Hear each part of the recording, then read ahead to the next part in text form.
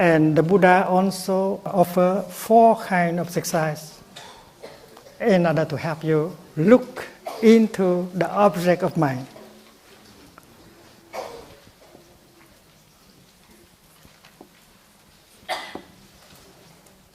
The 13th exercise is the contemplation of impermanence.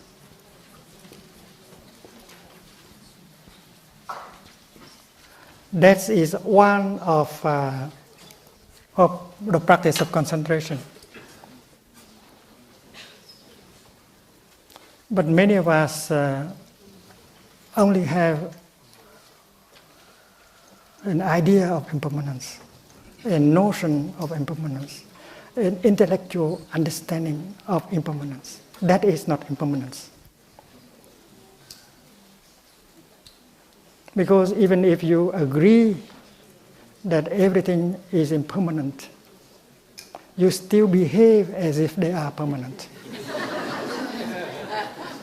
So impermanent here is an insight and not a notion. A notion does not have the power to liberate you, only an insight.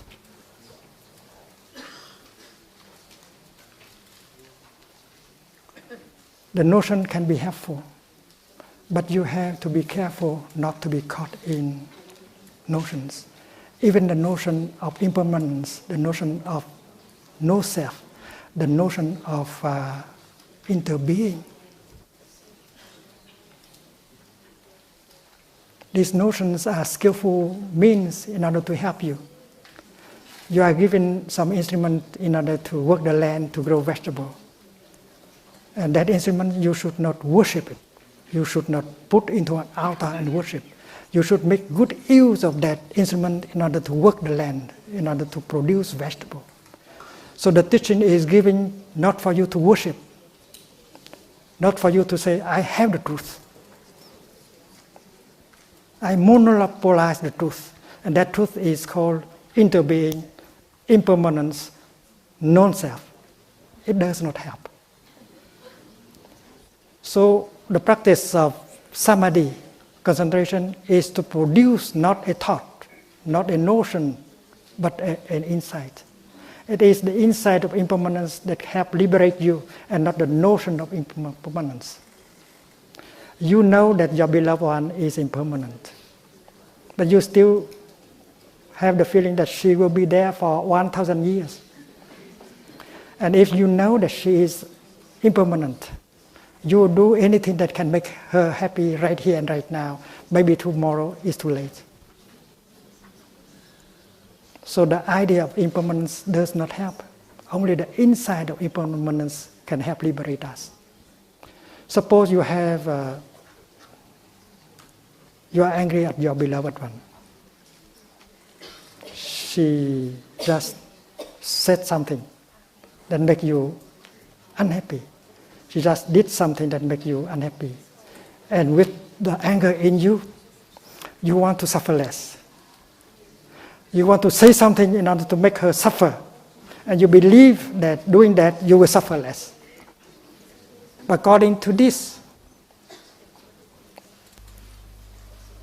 we can do otherwise.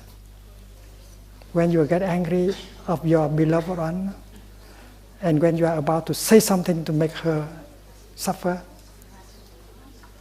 you remember you are a practitioner. You close your eyes, you breathe in, and you visualize your beloved one 300 years from now. What my beloved one will become in 300 years. And you don't need a lot of time. A few seconds can bring you the insight of impermanence. And you can realize right away that to get angry at each other like this is stupid. What I will become in 300 years, what she will become in 300 years. That's not wise to make each other suffer like that. And maybe you need only one in-breath in order to touch the nature of impermanence in you and in her. And that is an insight and not what you talk about. And when you breathe out, you open your eyes. And the only thing you want to do now is to take her into your arm and practice mindful breathing. Breathing in, I know that she is still alive. Breathing out, I am so happy. The transformation can be very quick with concentration. Concentration is samadhi. So impermanence should not be a notion, an idea. It should be a practice, should be a concentration. And the first concentration that the Buddha recommends in the Sutra of Mindful Breathing is the concentration of impermanence.